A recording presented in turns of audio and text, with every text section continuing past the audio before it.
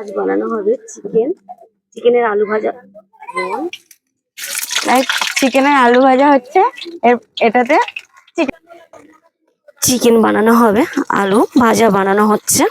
দেখে নাও বন্ধুরা। হালকা হলুদ গুঁড়ো, একটু নুন দিয়ে হালকা হালকা করে ভাজা আলু। তেলটা গরম হয়ে গেছে, শুকনো লঙ্কা আর তেজপাতা, তারপর কিছুটা গোটা গরম মশলা যেমন লবঙ্গ, এলাচ আর দারচিনি, ওটা একটু ভাজা ভাজা করে তারপর পেঁয়াজ দিয়ে দিলাম।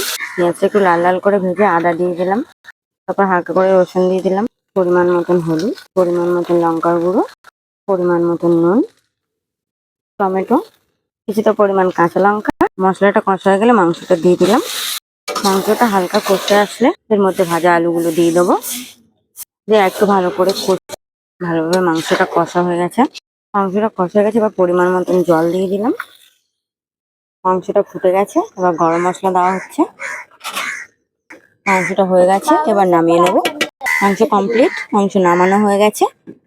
যদি ভালো লেগে থাকে like, comment, share and subscribe করতে একদম ভুলবেন না বন্ধুরা।